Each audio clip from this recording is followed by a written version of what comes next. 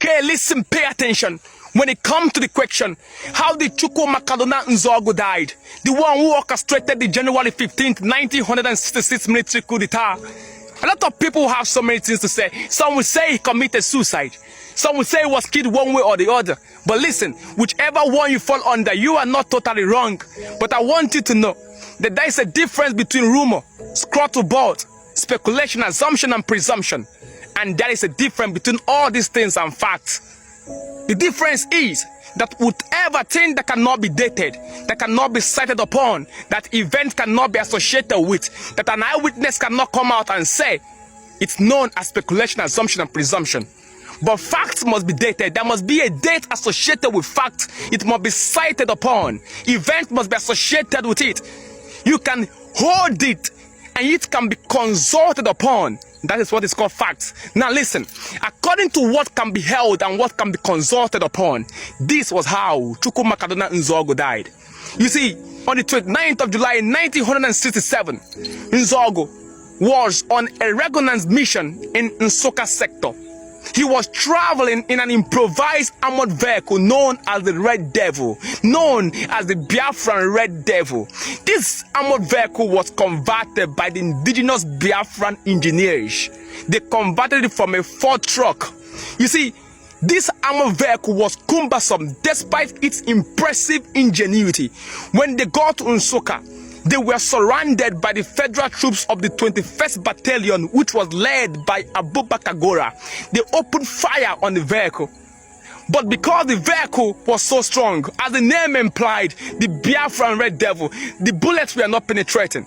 But not until they brought the fearsome 106 mm recursive rifle, which pierced through the body of the armored vehicle. According to an eyewitness who was identified as Olu Mandab, who was the former military driver to the General Damkad Badi, he said that the bodies of the people were dragged out, but before then the people were killed in the armored vehicle. He said it was not known that Nzogu was in the vehicle until their bodies were being dragged out. He claimed that Nzogu and 2 to 3 other persons were in the vehicle. That when their body were dragged out, that was what it was known that Nzogu was in the vehicle.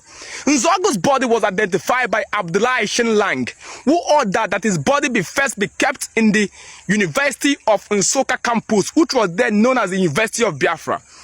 Nzogu's body was later sent to the 1st Division headquarters at Makurdi. The commander of the 1st Division headquarters, who was Colonel Mohammed Showa, telephoned Yakubu Gowon that Nzogu was dead. Yakubu Gowon immediately ordered that his body be flown to Kaduna and he should be buried with full military honor because they knew whom Nzogu was. He was a strong and patriotic officer indeed. He was. You see, according to Damkad Bali, he said, Nzogu was indeed a nice, patriotic, and charismatic officer who was respected and admired by his fellow colleagues.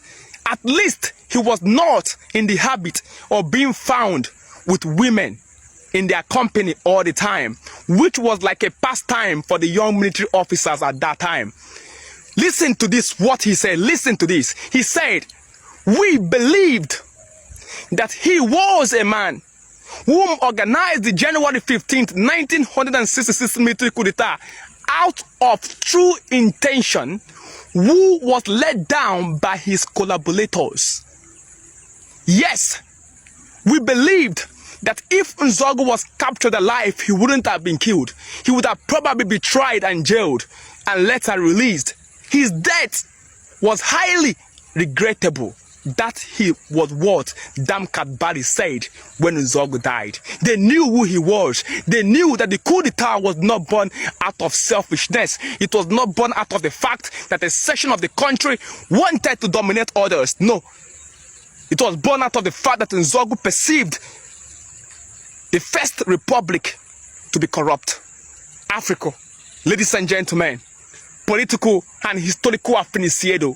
After all I've said to you, it is safe to say that indeed Nzogu was a great man.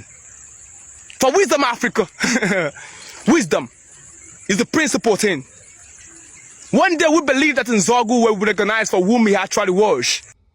If you find this video interesting, please repost and share.